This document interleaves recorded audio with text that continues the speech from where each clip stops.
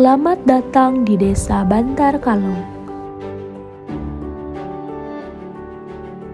Desa Bantar Kalong merupakan salah satu desa di Kecamatan Cipatujah, Kabupaten Tasikmalaya.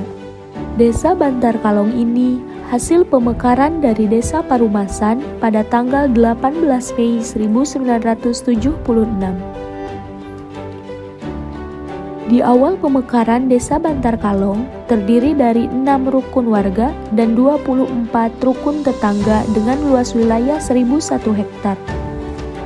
Seiring dengan berjalannya waktu sampai dengan tahun 2010 ini, banyak terjadi perubahan di Desa Bantar Kalong, baik sisi pemerintahan maupun kemasyarakatan. Dari sisi pemerintahan sampai saat ini, Desa Bantar Kalong terdiri dari 3 dusun, 6 rukun warga, dan 25 rukun tetangga dengan jumlah penduduk 4.604 orang. Mereka semua hidup damai dan saling berdampingan dengan baik. Fasilitas publik di desa ini meliputi kantor balai desa, 6 DKM, dan 8 MDTA. Sedangkan dalam hal aset sarana pendidikan di Desa Bantar Kalong mempunyai PAUD, RA, SD, MI, SMP, MA, SMK. Desa Bantar Kalong telah terpilih menjadi salah satu wilayah dengan penuh pesona keindahan, harmoni alam secara alami yang telah menyatukan mereka dalam lingkaran kehidupan yang saling berkesinambungan. Sumber daya alam dilimpahkan penuh di dalamnya, menciptakan hubungan antara manusia dan lingkungan mulai terbangun dalam ikatan yang kuat. Ekonomi mereka menjadi terpenuhi dengan berbagai cara, di antaranya beternak, bertani, dan berwirausaha.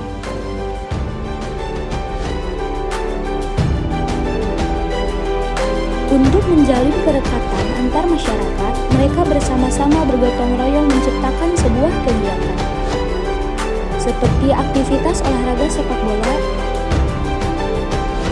dan ibu-ibu koin oleh Karang Taruna Desa Bantar Kalong. Keseluruhan penduduk Desa Bantar Kalong memeluk agama Islam, terwujud dengan adanya 2 pesantren besar di desanya, yaitu Pondok Pesantren Muara dan Pondok Pesantren Al-Ma'munul Hamidiyah. Sehingga banyak santri dan kegiatan masyarakat yang syarat akan nilai-nilai agamis dan nuansa religius yang kental. Seperti yasinan di masjid setiap hari Kamis dan malam Jumat, serta melekatnya rutinan membaca kitab Al-Barzanji ataupun Deba, baik di kalangan orang tua maupun anak-anak. Assalamualaikum warahmatullahi wabarakatuh. Nama saya Apik Sulaiman, Ketua MUI Desa Bantar Kalong. Harapan saya terhadap keagamaan di Desa Bantar Kalong, sudah pasti saya mengharapkan diri saya dan juga keluarga dan juga masyarakat untuk terus menimba ilmu, jangan bosan-bosan, khususnya dalam bidang keagamaan, sehingga perilaku sehari-hari diwarnai dengan ajaran agama Islam. Itu saja harapan saya. Selain itu, di desa ini ada peninggalan keramat berupa sebuah makam seorang waliullah, yakni Syekh Zainuddin. Masyarakat sekitar menamainya dengan makam Joglo untuk mengakrabkan tempat tersebut. Konon, Syekh Zainuddin merupakan pemeran utama dalam menyebarkan ajaran agama Islam di daerah ini. Di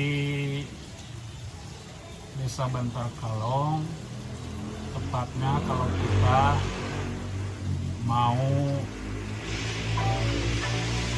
mengunjungi objek wisata Pantai Cipatujah, sehabis kita melaksanakan wisata ziarah ke Syahrul Muhyi, maka kita akan melewati makam karamat. Makam tersebut adalah makam Syekh Zainuddin Waliullah, tepatnya di Desa Bantar Kalong, Kecamatan Cipatujah, Kabupaten Tasikmalaya. Syekh Jainuddin Waliullah itu menurut cerita dari orang tua secara turun-temurun berdasarkan cerita atau folklore yang berkembang di lingkungan masyarakat Desa Bantar Kalong. Beliau berasal dari Sumedang.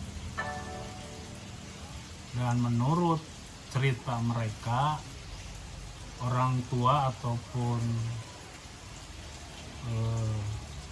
ayah kandung dari Syekh Jainuddin Waliullah itu adalah Raden Martawijaya bin Raden Adiwijaya. Dan Raden Adiwijaya itu adalah seorang bupati atau dalem pertama di Garut. Di Desa Bantar Kalong juga terdapat warisan budaya leluhur yang masih terjaga sampai saat ini. Salah satu bentuk perwujudannya yaitu Goa Saronge. Goa Saronge masih sering dikunjungi dari zaman sebelum kemerdekaan sampai sekarang.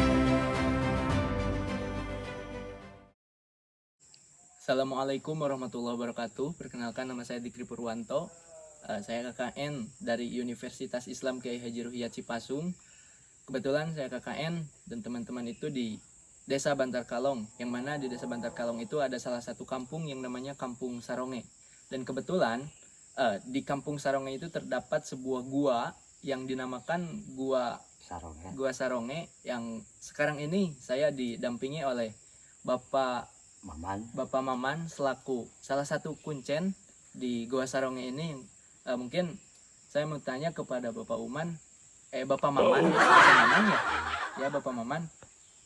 Sebelumnya Gua Saronge ini apakah udah diresmikan apa belum, Pak? Sudah, sama pariwisata. Nah, Gua Saronge ini sudah diresmikan langsung oleh Dinas Pariwisata, yang mana berarti Gua Saronge ini sudah bisa dikunjungi oleh siapapun yang datang ke Desa Bantar Kalong ya, Pak? Boleh, bisa. Meskipun dari luar pulau ataupun luar negeri ya, Pak? Boleh, bisa. Boleh, berarti boleh. Nah, itu. Nah, selanjutnya juga katanya saya dengar-dengar ini di dalamnya ada sumber mata air yang katanya bisa diminum langsung. Bisa. Ada sumber mata air. Terus juga katanya itu sudah diuji lab. Sudah. Di mana itu, Pak? Di Puskopindo, Jakarta. Oh, di Jakarta. Awal dibuka dulu. Iya. Nah, di dalamnya juga ada sumber mata air yang bisa langsung diminum. Dan itu juga udah uji lab di Jakarta. Yang kemudian bahwa di Desa Bantar Kalong ini ada salah satu gua yang pada intinya itu ada satu keistimewaan yang di dalamnya ada sumber mata air yang bisa langsung diminum tanpa harus dimasak terlebih dahulu. Mungkin ada bentuk ajakan dari Bapak untuk siapapun orang yang datang ke Desa Bantar Kalong supaya tahu dan supaya bisa mampir dulu ke Gua Saronge, Pak. Silahkan ajakan kepada siapapun yang di luar sana. Muangga kasada bae di mana wae nu bade ka Gua Saronge sifatna terbuka. Ya, mungkin seperti itu. Saya tegaskan bahwa silahkan siapapun yang datang ke Desa Bantar Kalong, yang mampir di Desa Bantar Kalong itu bisa singgah terlebih dahulu untuk melihat situasi ataupun suasana Gua Saronge itu seperti apa.